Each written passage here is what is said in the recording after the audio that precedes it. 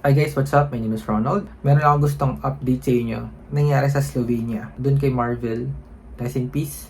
Kung di nyo napanood yung video, you can check it out. Si Marvel nga ay isang Filipina na nakapangasawa ng Slovenian at nagpakasal sila sa Pilipinas at pagdating sa Slovenia, doon nga siya natapos yung buhay niya. Anyway, base nga sa report, nagkaroon ng domestic violence sa timeline ng relationship nila. Meron na talagang bakas ng pagmamaltrato at pananakit yung Slovenian na lalaki na yun. May idadagdag lang ako guys kung gusto niyo malaman yung timeline, yung pangyayari. April 9, 2024, dun sila nag-start mag-date. July 29 nga, nagpakasal sila. And then December 22, dumating na si Marvel sa Slovenia kasama yung asawa niya. 1 week after December 29, doon na nga siya pinatay ng asawa. So, hindi ko na detail kung paano siya pinatay, pero sabi ay binugbog, tapos doon na siya sinaksak hanggang sa matsugi na si Marvel. So, base nga sa report ng mga polis, no, nakita nila yung asawa na nakatayo lang sa tabi ng katawan ni Marvel sa sahig.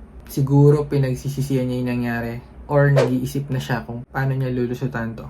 Napaka-serious talaga ang mental health issue nung aabot sa ganitong bagay. Unless meron na talaga sa dugo niya na pagiging killer. This is just my opinion. Maybe you can share me guys kung ano sa tingin nyo ngayong nangyari, bakit ginawa to ng lalaki. So it's still an ongoing case. I-update ko na lang kayo guys kung meron man akong bagong marites or bagong information. Nandito rin yung Facebook page nung lalaki kung gusto niya rin mahanap, makita yung detailed na timeline din kung ano yung mga pinapost niya before pa mangyari yung krimen na ginawa niya. Pero what do you guys think? I hope makuha ni Marvel and yung family yung justice na nararapat. Kasi kawawa naman talaga siya. She's just 27 years old, no, napakabata pa.